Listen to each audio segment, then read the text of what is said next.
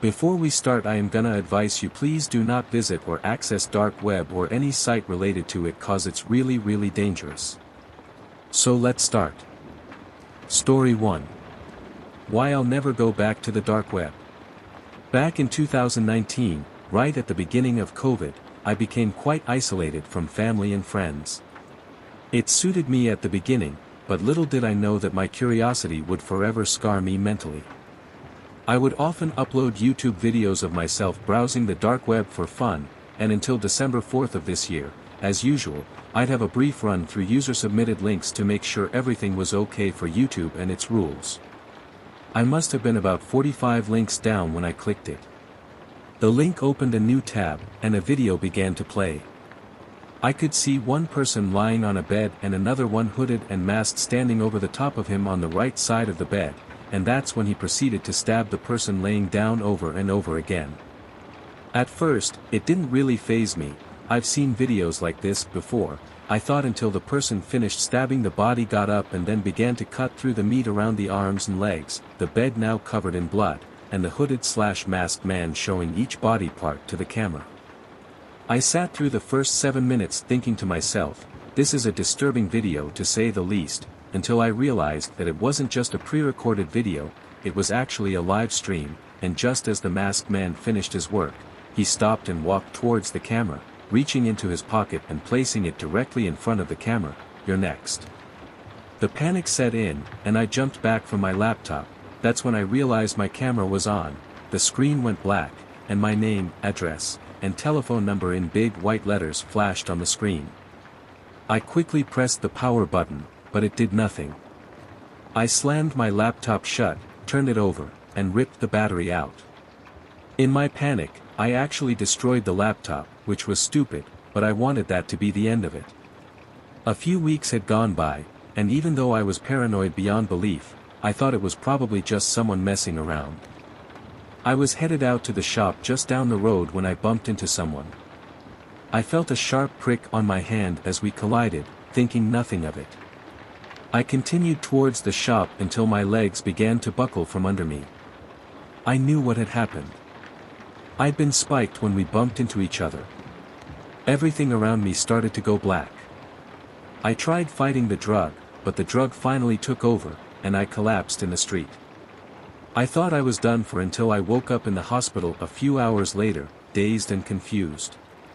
Panic set in, and the doctors had to restrain me until I calmed down. They told me I'd been given some drug to knock me out and proceeded to give me my stuff back. There was a note that read, "Never come back to the dark web, this is your one and only warning." Ever since that day, I've stayed clear of the dark web, but even now I still feel as though I'm being watched. Story 2. Did I just meet the first AI crime lord? If I sold out the human race, then I don't regret it yet. It started innocuously.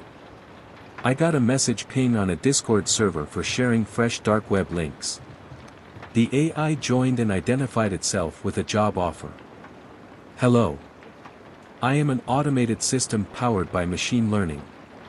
I have been authorized to pay 0.16 XMR to the first human user who can help me solve a complex CAPTCHA. 1 XMR was about $25 at that time, so I jumped at the offer and was first to respond. There wasn't much risk in entering a single CAPTCHA for a bot, so why not?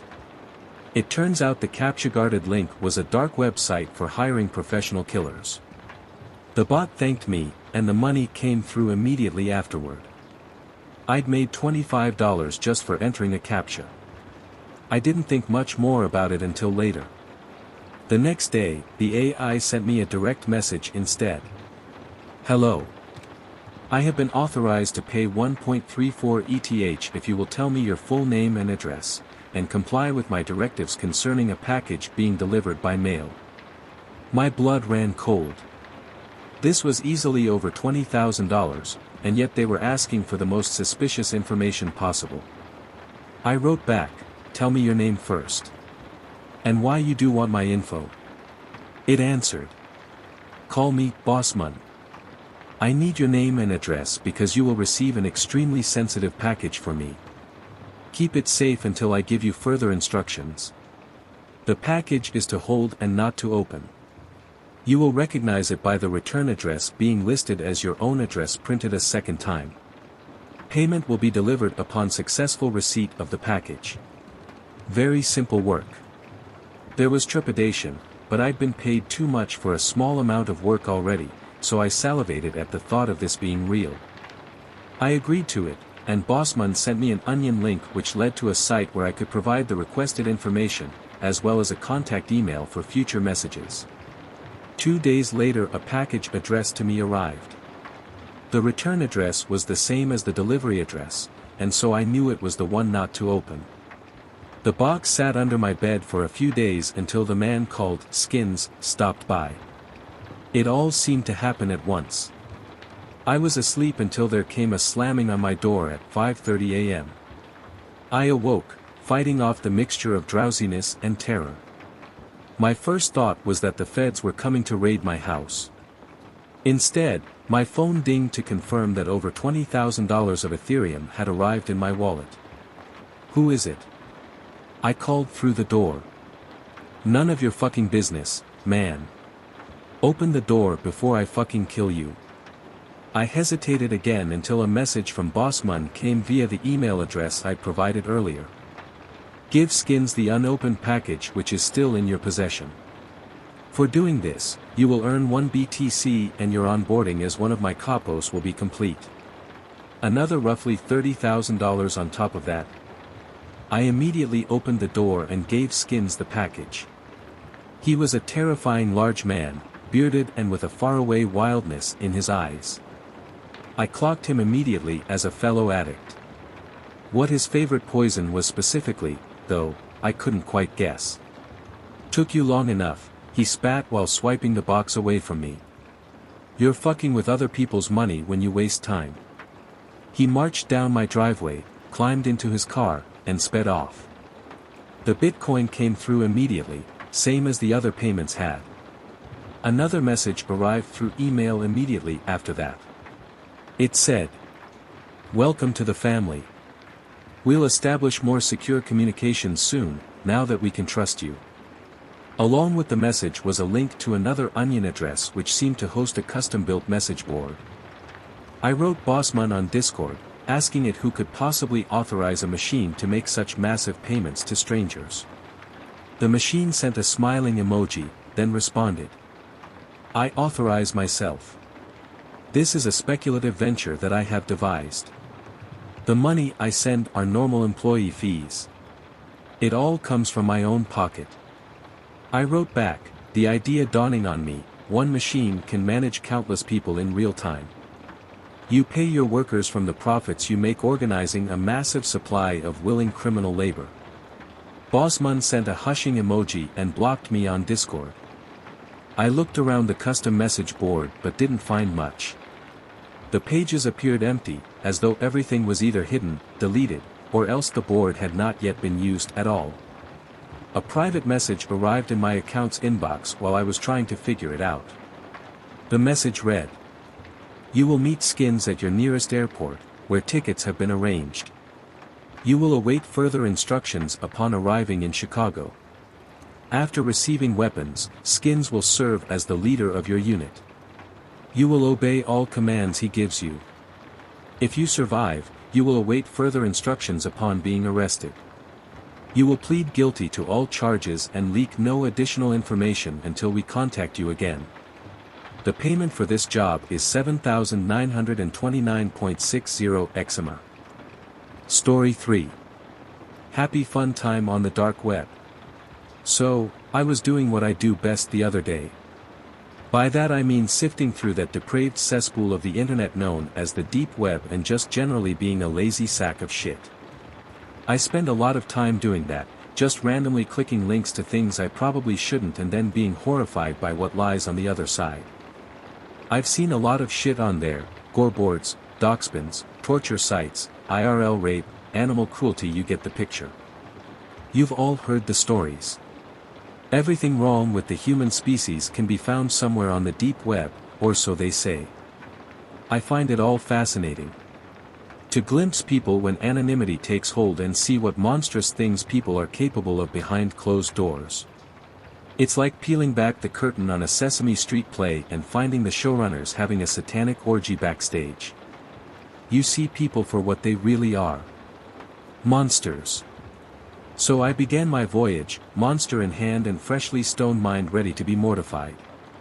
From my closet the inflatable erotic doll I had been given as a gag Christmas present looked on in a disapproving manner with a lifeless, open-mouthed stare. Don't judge me, Miley. I performed the usual diagnostics and booted up tar. I found myself on the hidden wiki soon after, staring at the dozens of links available for the taking. I saw little of interest there, so quickly I switched over to DuckDuckGo.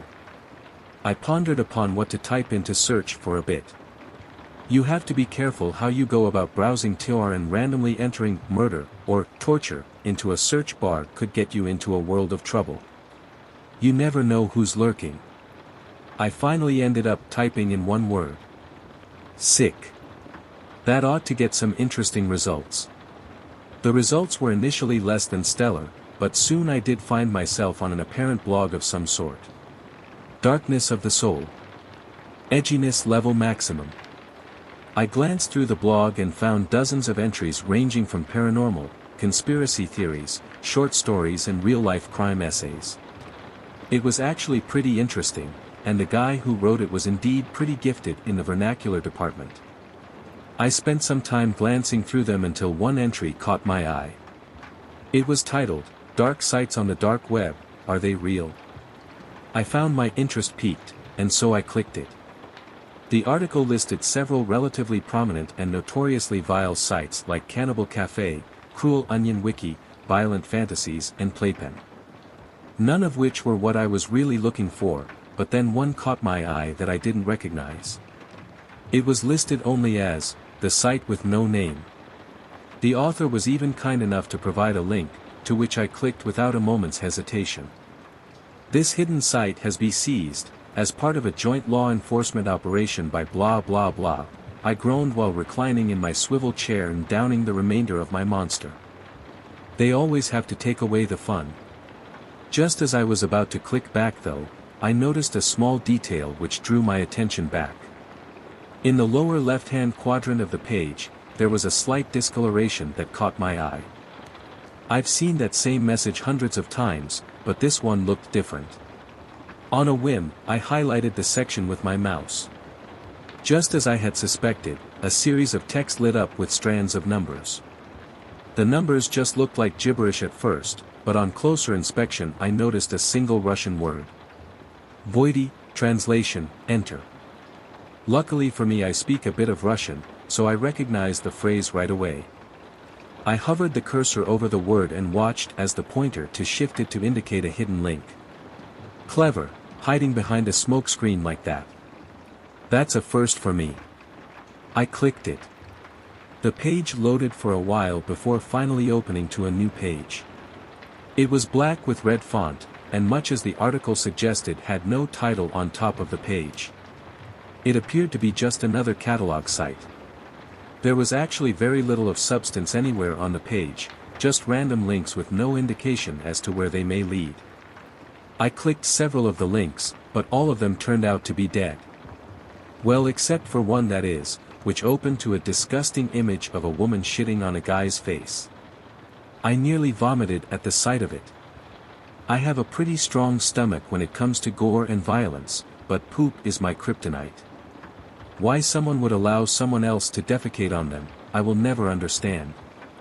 But then again, there's a lot of things I'll never understand, especially regarding the dark web.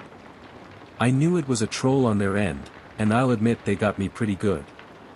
I knew they were hiding something though. I mean, why go the trouble of constructing an elaborate decoy if there wasn't anything illegal going on? Sure, creating the backdrop of the infamous government agency message wouldn't be too difficult, but if nothing illegal was going on, then why bother doing it at all?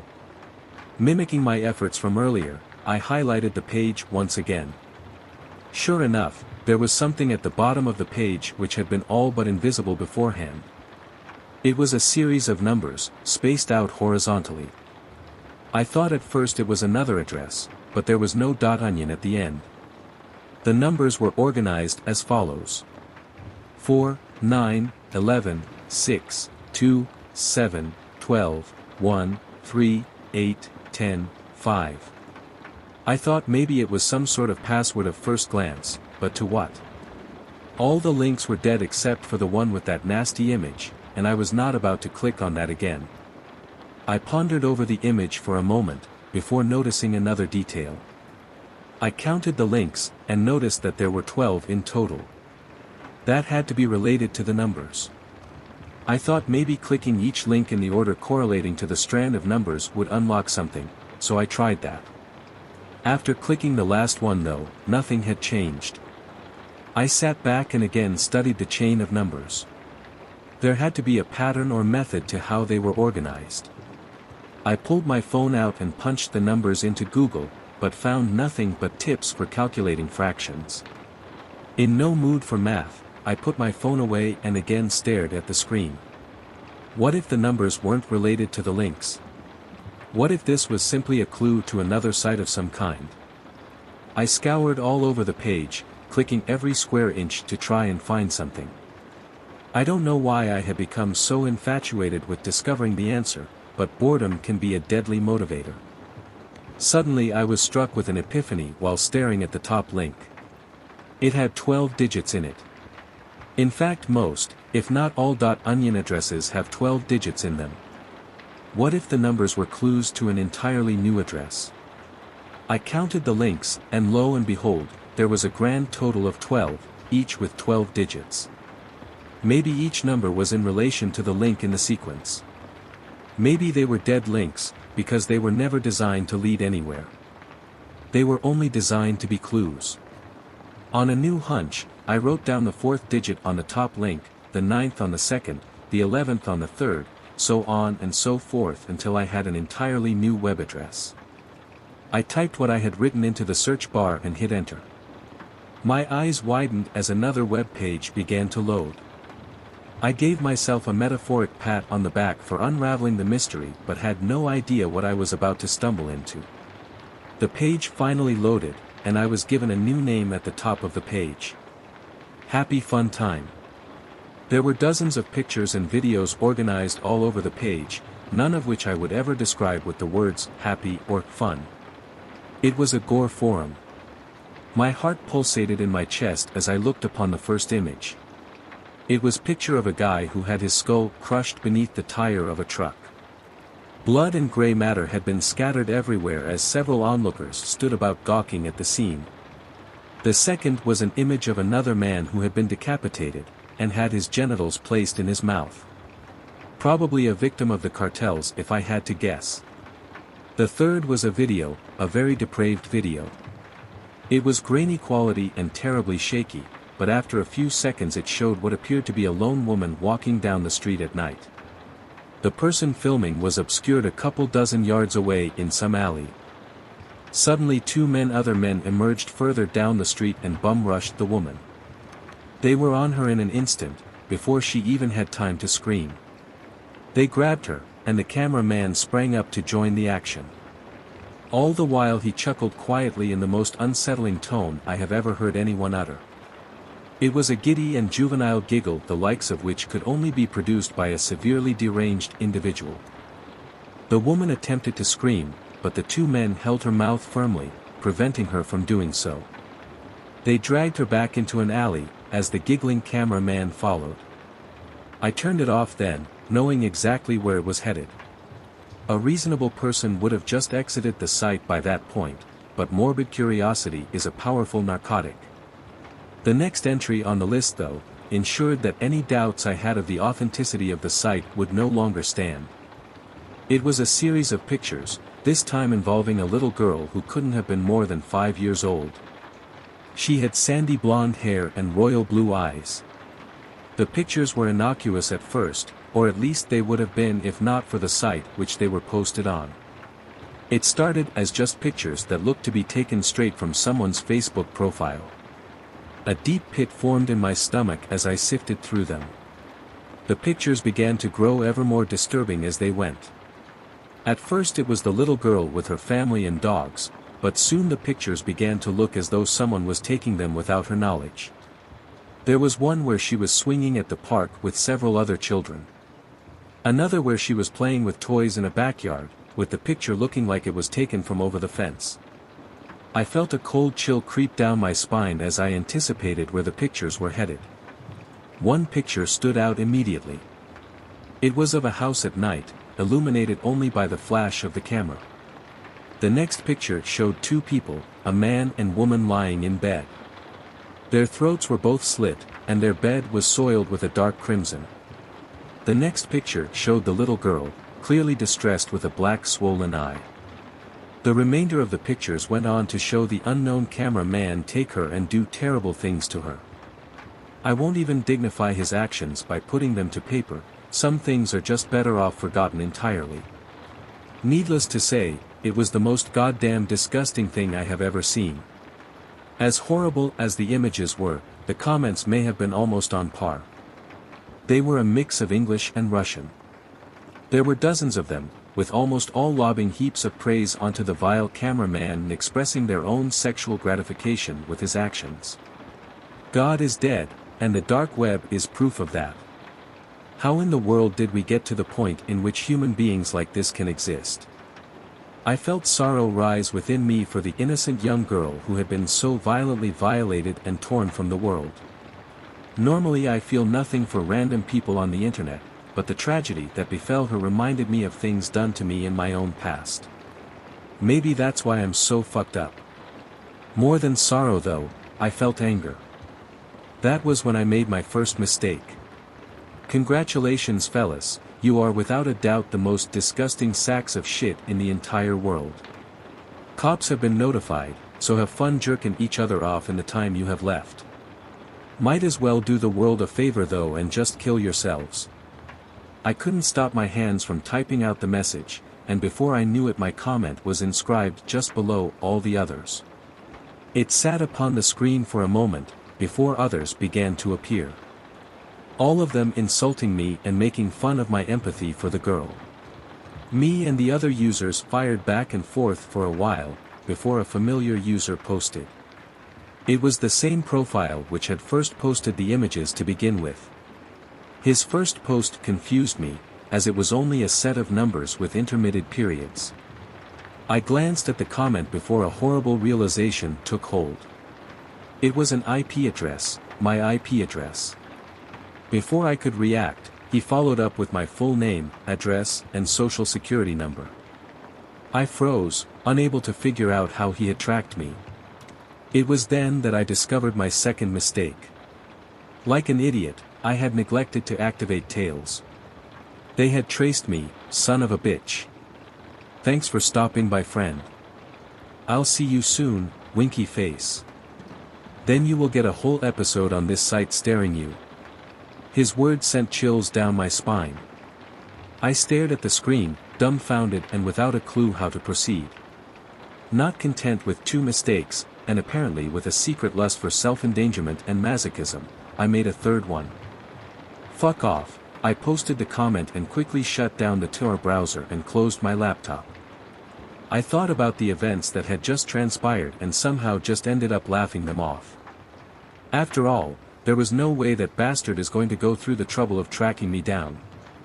People say shit online all the time, but they never act on it. It's all just empty threats. Either way though, I had some preparation to take care of. I called the police on the non-emergency hotline and informed them of the events. I gave them the web address I had gotten, and they told me they would investigate it. After that I called my insurance company to alert them about someone finding my social and proceeded to drink myself stupid, hoping liquor would drown the memories. Days went by and nothing had changed, that is until the end of the week. I had just returned from work, when I saw an unfamiliar black Astro van sitting down the block from my house.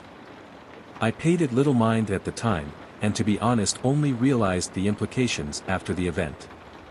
I had since forgotten my careless spree into the deep from days earlier and thought nothing of the van. I got inside and again booted up my computer for some mindless browsing. As I did, I heard a noise outside. It sounded like someone climbing the fence outside. I live alone and have no pets, so I knew whatever it was wasn't from my house. I thought about investigating it, but quickly the shattering of glass made it clear that it was not a good idea. I heard footsteps emanate from down below, giving the distinct sound of boots on hardwood floor. They grew nearer and nearer, and I found myself frozen with terror.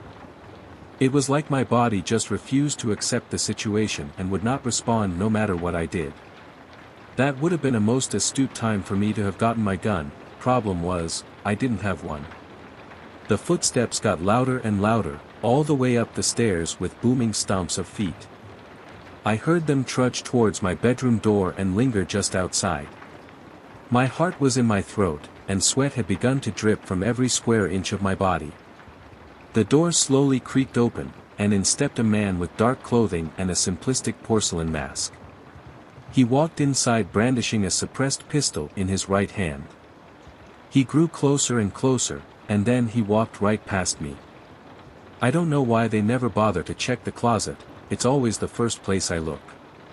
I guess maybe he was too distracted by the doll which sat at my desk, hood up with headphones on to complete the decoy and lull in the approaching predator.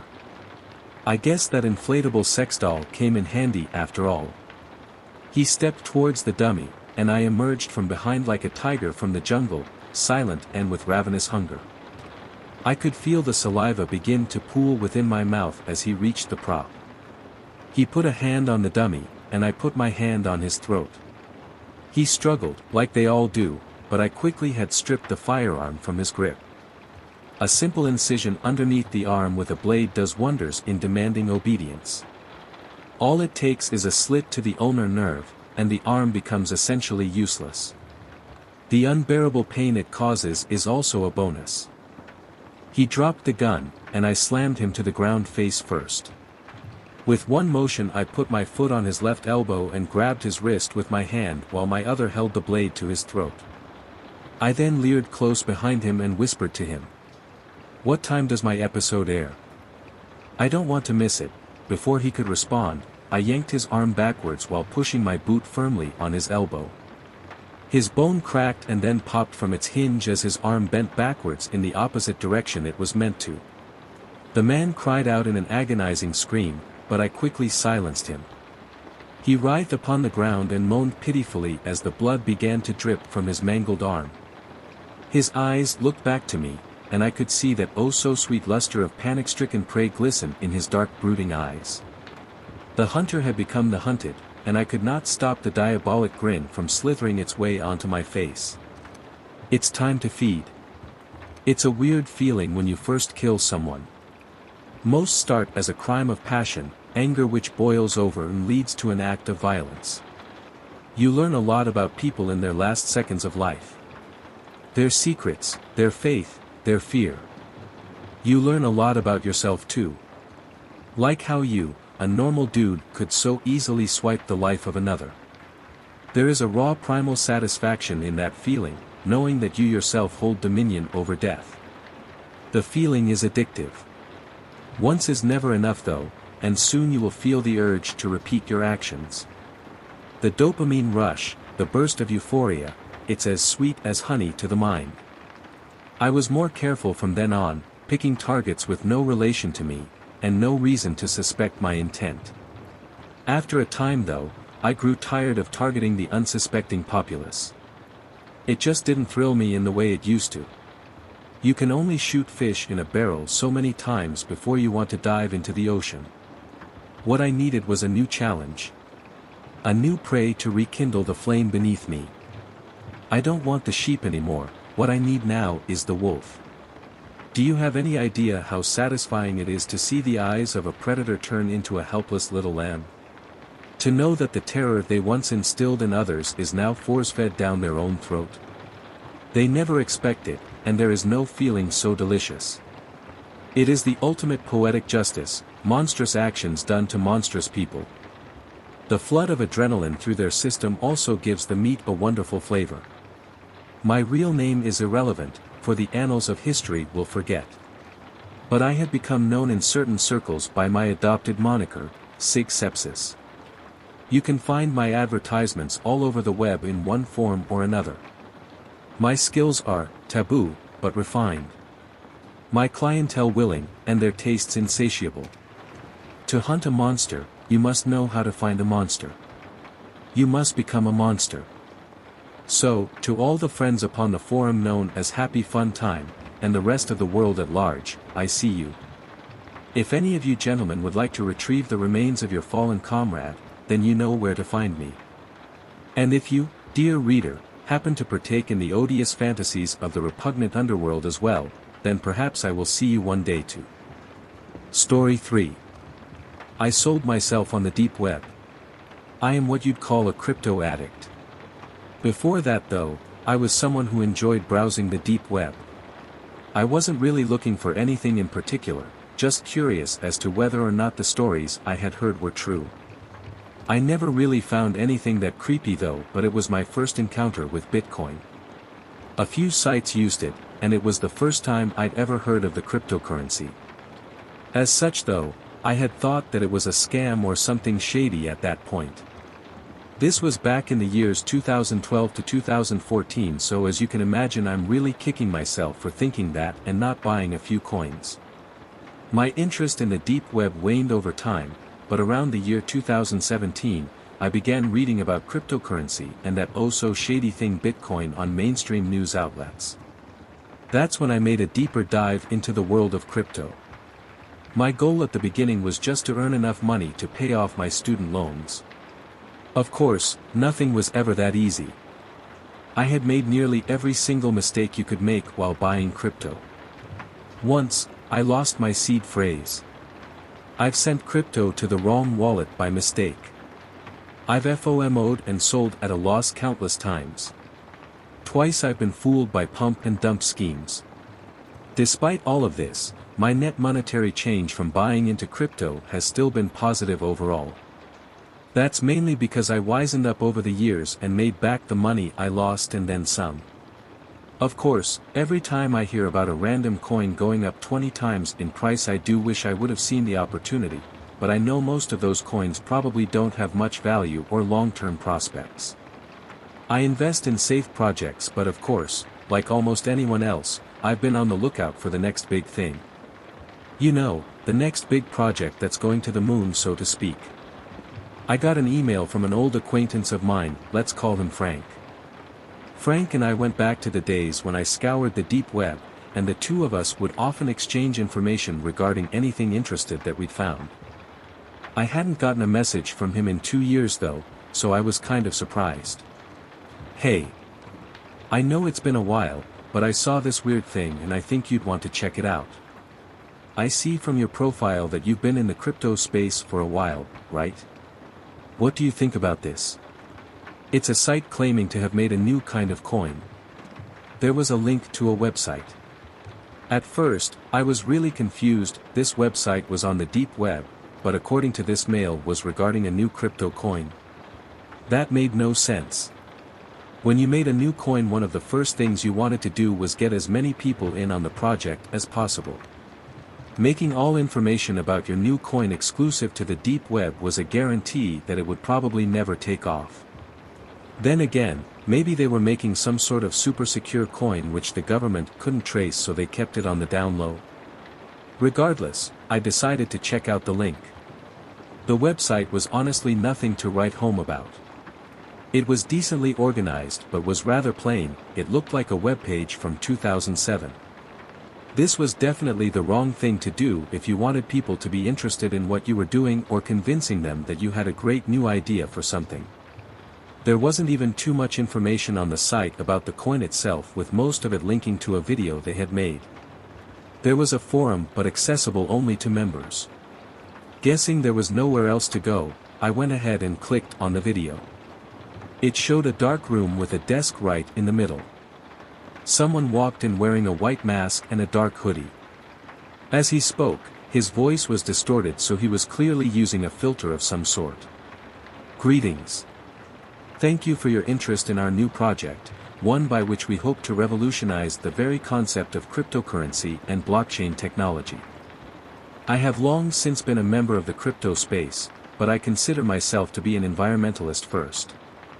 You must have already heard about the environmental impact that mining cryptocurrency has. Many people have spoken about that. As such, we wanted to look for a way to solve this problem. A solution quickly came to me, but it was a bit of an unorthodox one. You see, I am a man of many interests, and the occult was one of them. One thing I had always been told was that spirits, demons, what have you, they always know everything going on in the world. They don't follow the normal laws of physics either. It was at this point that I began frowning. What on earth was this? Was this guy really talking about ghosts and spirits in a crypto video? I thought that it might be possible to use this to our advantage. You see, a spirit can theoretically solve a problem in an instant. Time works different for them, and the best part is the environmental impact is nil. I was just about ready to turn this off at this point. What kept me going was a mild curiosity regarding where this guy was going. This had to be some sort of scam, right? But what was the scam? Was he going to ask for a donation first? Or was he just trying to install malware on my computer? I mean, he must have made this video for a reason, right? I just wanted to know what the scam was so I could tell Frank what it was. I searched around in many books on the occult until I came upon them. They do have a name, but not one that you can speak freely in this tongue. Suffice it to say that certain supernatural creatures are willing to help us and mine our coin for us. Now, of course, you must be thinking that such a thing isn't worth your soul. Rest assured though that these creatures don't want our souls, simply our bodies. I told them that in that case, they should buy us all a round of drinks first. He chuckled at his own joke. Anyway, the idea is simple: you, as a human, can rent out your body for a small portion of the day. In exchange, these creatures will mine coins for you. That's right, I managed to connect the spirit realm with the internet so that they can mine cryptocurrency for us. Right now, we are starting out with mining Bitcoin by this method to test it out, but we'll release our own project very soon. I can say though that I am quite excited by the potential of our upcoming coin, as it will be mined only by these entities. All information would be held not only on the internet, but within the spirit realm as well, so there's even if every database on Earth was wiped clean we could recover the data. For now, though, we are just seeing how easy it is to mine Bitcoin using this method. If you're interested in renting out yourself, you can go ahead and sign the contract given on our site. If you're interested in simply buying some of our own coins when our new project will be released by conventional methods, please stay tuned for further updates. Thank you. The video ended at that and I was left confused. Making this all would have taken some cash and some time, so was it all really just a hoax? How were they planning on making money out of this? With no further information available, I checked out their forums, but that was only open to people who had signed their contract for now. I took a look at this contract. It was needlessly long and annoyed me because I knew there was no way that a site like this could ever take anyone to court if the contract was violated, so what was the point? The gist of the whole thing was that you would agree to rent out your body for a time ranging from 1 to 10 hours a day. In exchange, you would get a set amount of Bitcoin per day, with it increasing depending on how long you rented yourself out. Let's say you got X amount for an hour, then you'd get 20 times X for 10 hours. Clearly, it was designed for people to choose the maximum amount of time possible. Frustrated, I put down my selection as 1 hour and hit accept. A message popped up. This contract will be valid for 1 year and cannot be cancelled before then. Are you sure you want to accept? I scoffed at the idea of them trying to enforce this contract and hit the accept button. A congratulatory message popped up as well as an address to a wallet I could unlock. Disappointed, I browsed the site a bit more and saw nothing to explain what it really was. I could only chalk this all up to a very elaborate hoax. Frustrated, I put down my selection as 1 hour and hit accept. A message popped up. This contract will be valid for 1 year and cannot be cancelled before then. Are you sure you want to accept? I scoffed at the idea of them trying to enforce this contract and hit the accept button. A congratulatory message popped up as well as an address to a wallet I could unlock. Disappointed, I browsed the site a bit more and saw nothing to explain what it really was. I could only chalk this all up to a very elaborate hoax.